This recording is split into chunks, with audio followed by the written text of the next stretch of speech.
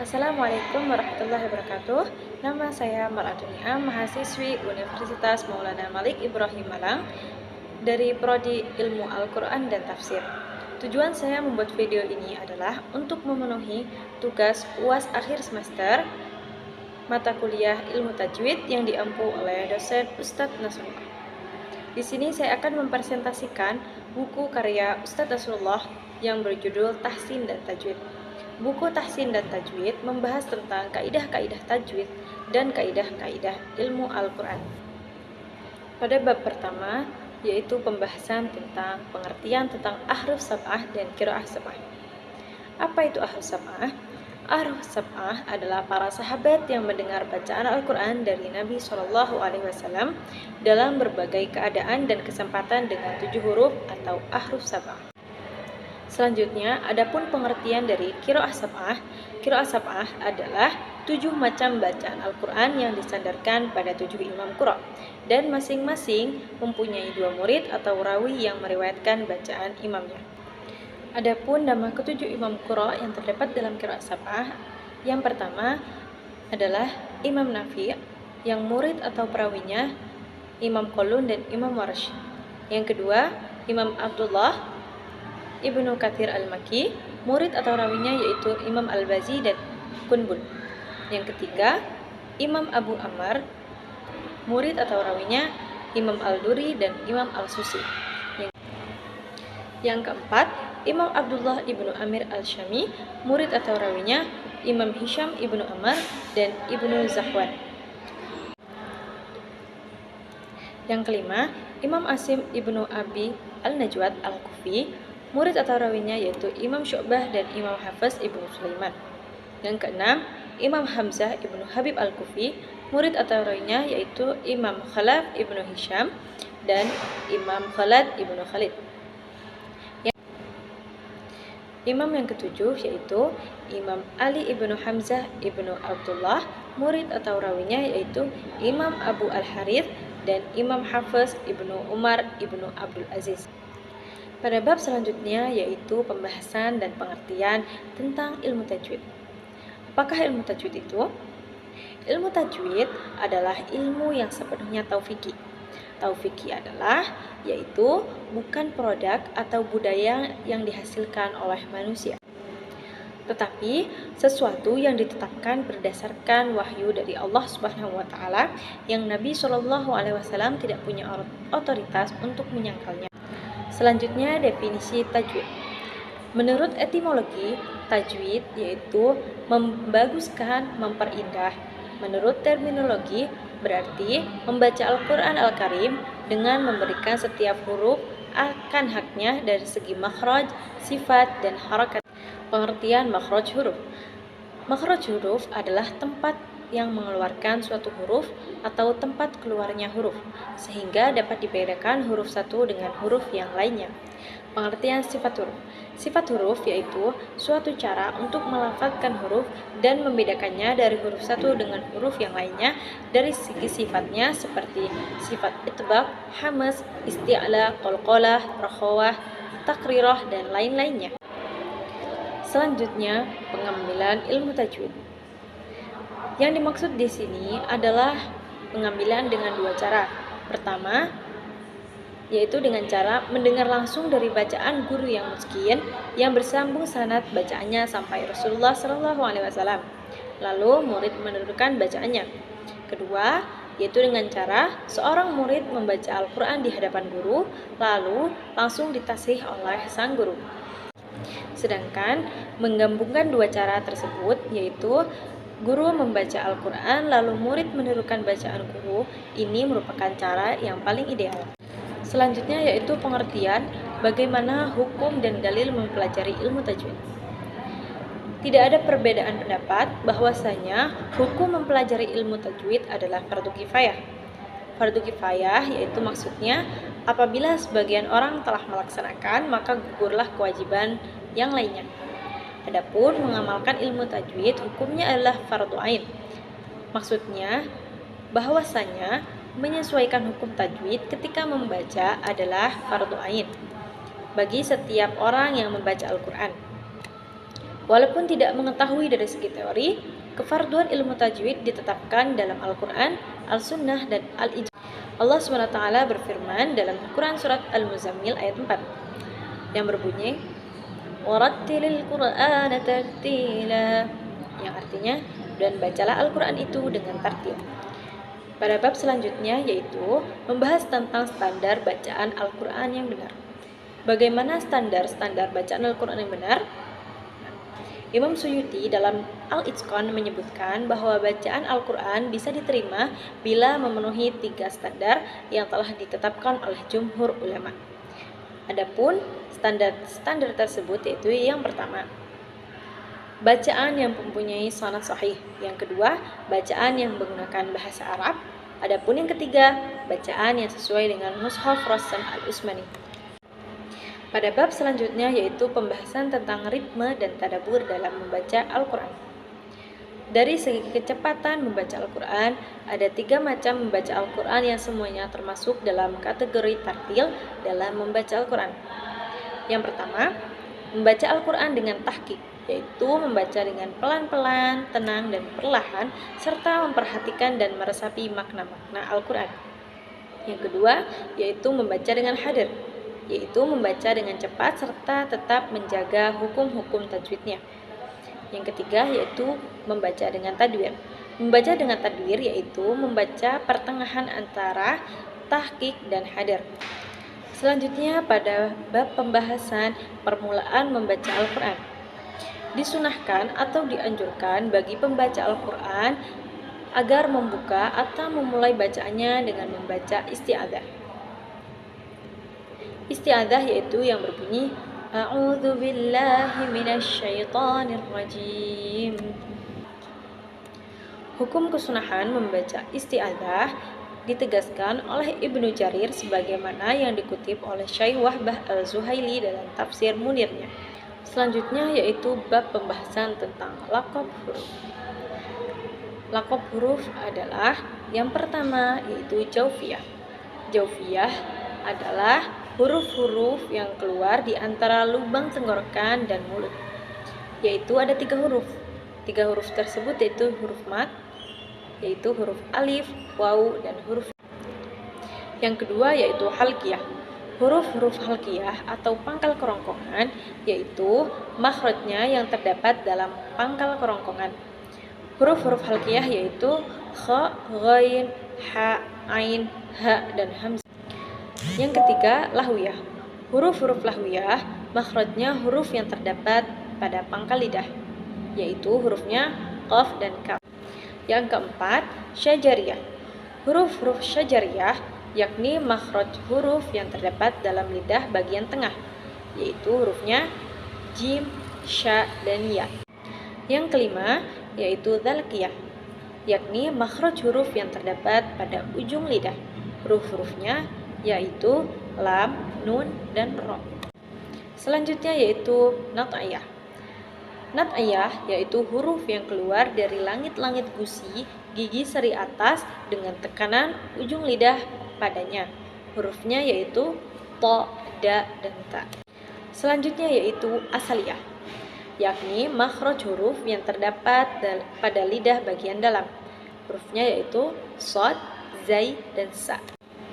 Yang kedelapan yaitu litawiyah. Huruf-huruf litawiyah makhrajnya huruf yang terdapat dalam gusi. Huruf-hurufnya adalah dha, dha, dan ta. Yang kesembilan yaitu syafawiyah, yakni makhrajnya huruf yang terdapat dalam bibir.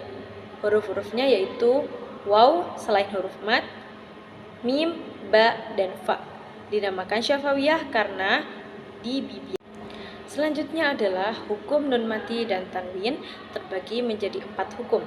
Yang pertama, idhar, yang kedua idgham, yang ketiga iklab, dan yang keempat ikhfa. Selanjutnya yaitu bab pembahasan hukum tanwin, nun, dan mim mati. Hukum mim terbagi menjadi 3. Yang pertama yaitu idgham syafawi, yang kedua ikhfa syafawi, dan yang ketiga idhar syafawi. Selanjutnya yaitu bab pembahasan hukum lam ta'rif ketika idgham dan ketika idhar. Hukum lam ta'rif terbagi menjadi dua. Yang pertama dibaca idhar, yaitu menjelaskan lam ta'rif yang masuk pada kalimah isim yang apabila diiringi oleh salah satu huruf qamariyah yang terkumpul pada kalimat abghi hajjaka wa khaf aqimah. Yang kedua adalah hukum lam ta'rif dibaca idgham, yakni memasukkan lam ta'rif yang mati pada huruf yang mengiringinya dari salah satu huruf syamsiyah. Huruf-huruf tersebut yaitu terkumpul dalam bait Tibsum Masur Rahman Tafuz Rifda Ni'am Daksu Adhanin Zur Syarifanil Karam. Selanjutnya yaitu bab pembahasan tentang idgham beserta sifatnya.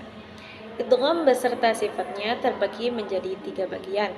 Yang pertama, idgham mutamassilin, yang kedua, idgham mutajanisain, dan yang ketiga, idgham mutaqarribain.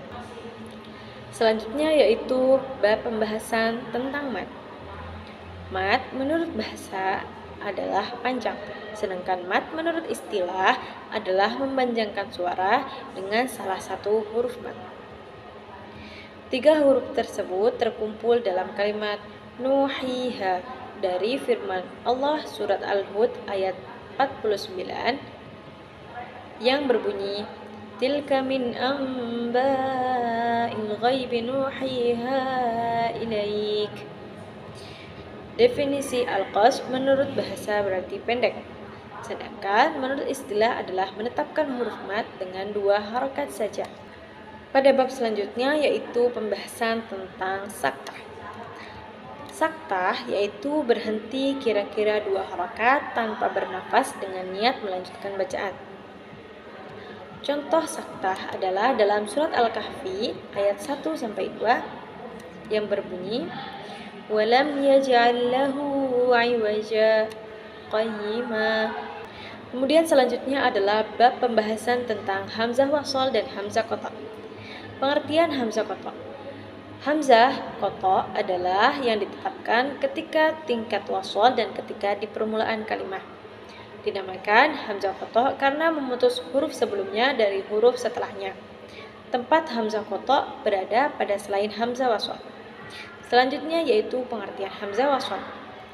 Hamzah wasal adalah hamzah yang ditetapkan di permulaan kalam dan digugurkan di pertengahan kalam. Dengan kata lain, hamzah yang hanya dibaca di permulaan kalimat tapi tidak dibaca pada pertengahan. Yaitu selanjutnya pembahasan tentang waqaf dan ibtida. Pengertian waqaf dan ibtida. Waqaf dan ibtida termasuk hukum seni membaca yang bagus serta paling penting. Maka bagi pembaca hendaknya memperhatikannya. Diriwayatkan bahwasanya Sayyidina Ali ditanya tentang firman Allah yang berbunyi warattilil Qur'ana tartila. Maka Sayyidina Ali menjawab bahwasanya firman Allah itu menerangkan tentang membaguskan huruf dan mengetahui waqaf. Selanjutnya adalah bab pembahasan tentang penulisan Al-Quran. Jumhur ulama menyatakan haram menulis mushaf dengan selain tulisan mushaf yang digunakan pada masa Utsman bin Affan radhiyallahu anhu. Sebagian ulama berpendapat boleh menulis mushaf dengan tulisan sekarang, akan tetapi pendapat ini lemah atau dhaif. Kemudian selanjutnya adalah bab pembahasan tentang lahan jali dan lahan khafi. Pengertian lahan jali. Lahan jali adalah kesalahan fatal dan sangat nampak sekali yang terjadi pada lafaz, sehingga maknanya menyimpang dari makna yang sebenarnya. Seperti mengganti huruf dengan huruf yang lain atau mengganti harokat dengan harokat yang lain. Termasuk lahan jali adalah tidak membaca panjang not tabi'i. Kemudian pengertian lahan khafi. Lahan khafi adalah kesalahan yang berhubungan dengan kesempurnaan pengucapan, seperti kurangnya membaca panjang mat atau terlalu panjang dalam membaca mat. Termasuk lahan khafi yaitu adalah minimnya keahlian dalam menerapkan hukum, seperti menambahkan takrir atau pengulang-ulangan huruf ro dan penebalan huruf lam.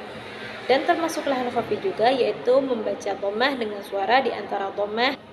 Selanjutnya yaitu bab pembahasan tentang gharaibul qiraat sesuai riwayat Imam Hafiz dari Imam Asim. Apa itu gharaibul qiraat? Gharaibul qiraat adalah bacaan-bacaan asing yang ada di dalam Al-Quran. Salah satu contohnya yaitu Imam Hafaz membaca dengan sin pada firman Allah Subhanahu wa taala. Yang pertama, dalam surat Al-Baqarah yang berbunyi wallahu yaqbidu wa yabsut. Yang kedua, dalam surat Al-Baqarah yang berbunyi wazadahu bastatan fil ilmi wal jism. Yang ketiga, pada surat Al-A'raf yang berbunyi wazadahu fil khalqi bast. Selanjutnya yaitu bab pembahasan tentang dalil disyariatkannya sujud tilawah. Allah Subhanahu wa taala mencela orang yang tidak sujud tilawah dalam surat Al-Insyiqaq yang berbunyi wa idza quri'a 'alaihimul qur'anu la yasjudun, yang artinya dan apabila Al-Qur'an dibacakan kepada mereka, mereka tidak bersujud. Rasulullah SAW bersabda dalam hadis yang disampaikan oleh Ibnu Umar radhiyallahu anhu dengan riwayat hadis dari Sahih Bukhari yang berbunyi Rasulullah SAW pernah suatu ketika membacakan kepada kita salah satu surat. Kemudian Rasulullah membaca ayat sajadah, lalu Rasulullah bersujud. Kita pun ikut sujud sehingga salah satu dari kita tidak mendapatkan tempat untuk sujud. Selanjutnya yaitu pengertian hukum sujud tilawah. Menurut mazhab Hanafi, wajib bagi pembaca dan pendengar baik sengaja mendengar ataupun tidak sengaja mendengar dengan dalil Rasulullah SAW bersabda, sujud itu wajib atas orang yang membaca ayat sajadah dan bagi yang mendengarkannya. Selanjutnya yaitu syarat sujud tilawah. Bagaimana syarat sujud tilawah? Syarat sujud tilawah itu sebagaimana syarat sahnya sholat, yaitu suci dari hadas kecil maupun dari hadas besar, serta bebas dari najis, menutup aurat dan menghadap kiblat. Cara atau sifat sujud tilawah. Mazhab Hanafi, sujud tanpa takbiratul ihram dan salam juga tidak disyaratkan niat. Pada mazhab Maliki yaitu sujud tanpa takbiratul ihram dan tanpa salam. Pada mazhab Syafi'i yaitu disyaratkan niat takbiratul ihram seperti halnya salat juga dengan salam tanpa disyaratkan tasyahud. Adapun bacaan sujud tilawah yaitu membaca 3 kali lafaz subhana rabbiyal a'la wa bihamdih atau dengan doa lain yang telah diajarkan oleh Rasulullah SAW kepada sahabatnya.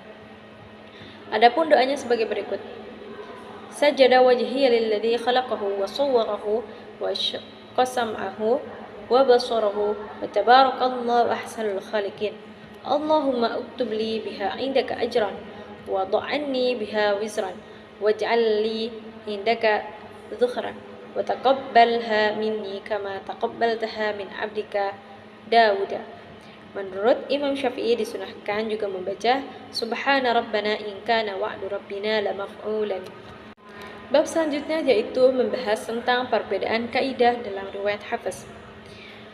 Bacaan Al-Quran dengan riwayat Imam Hafs dari Imam Ashim dengan thariqah Asy-Syatibiyah merupakan bacaan yang paling masyhur di dunia saat ini.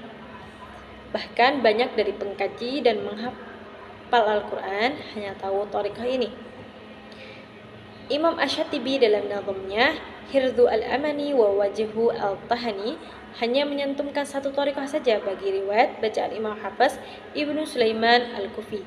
Sedangkan Imam Ibnu al-Jazari dalam kitabnya Al-Nashr fi Al-Qiraat al-Ashr menyantumkan 85 kitab dari kitab qiraat. Selanjutnya yaitu bagian kedua dari buku ini membahas tentang keutamaan Al-Quran. Allah SWT lebih menyukai Al-Quran daripada segala sesuatu. Dalam hadis yang berbunyi, qala Rasulullah SAW, Al-Qur'ana ahabbu ilallahi minas samawati wal ardi wa ma fihinna. Yang artinya Rasulullah SAW bersabda, Al-Quran lebih disukai oleh Allah SWT daripada langit dan bumi dan apa yang ada di dalam keduanya. Selanjutnya yaitu pembahasan tentang keutamaan surat dalam Al-Quran. Salah satu contoh surat yang utama dari Al-Quran yaitu surat Al-Waqiah. Fadilah surat Al-Waqiah yaitu sebagaimana yang disebutkan dalam hadis Nabi yang berbunyi, Qala Rasulullah sallallahu alaihi wasallam, "Man qara'a suratal waqi'ah fi kulli lailatin lam yaftaqir." Rasulullah Shallallahu Alaihi Wasallam bersabda, siapapun yang selalu membaca Al-Quran pada malam hari, maka ia tidak akan mengalami kemiskinan. Sekian presentasi dari saya untuk memenuhi tugas akhir semester mata kuliah ilmu tajwid yang diampu oleh dosen Ustadz Nasrullah. Terima kasih.